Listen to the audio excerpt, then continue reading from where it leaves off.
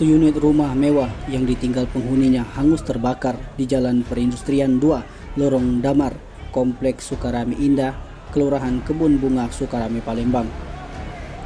Dalam insiden kebakaran itu juga turut membakar satu unit mobil sedan mewah merek BMW Silver dengan nopol B1644BAC yang kondisi bagian belakang terbakar serta kaca belakang yang pecah.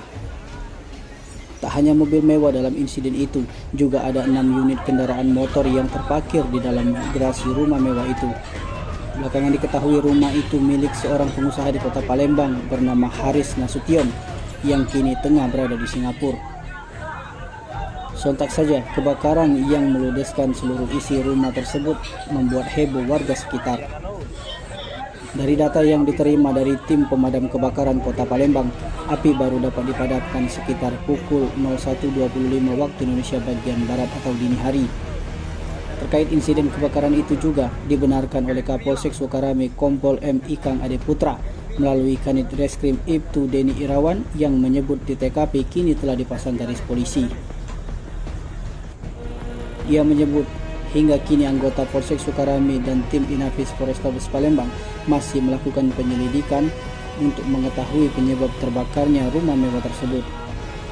Dia mengatakan saat ini pihaknya sudah memasang garis polisi di lokasi kejadian dan sudah memintai keterangan saksi Jordi Mandera, tetangga depan rumah korban, dan Elwansa, security rumah.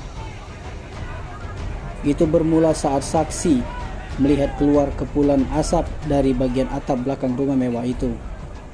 Melihat itu, saksi bersama dengan pihak security berusaha membuka pagar rumah korban yang dalam keadaan terkunci secara paksa dengan menggunakan palu dan mematikan meteran gas alam.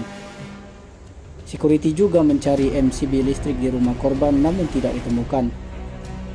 Dari keterangan saksi, rumah tersebut memang tidak berpenghuni saat kejadian.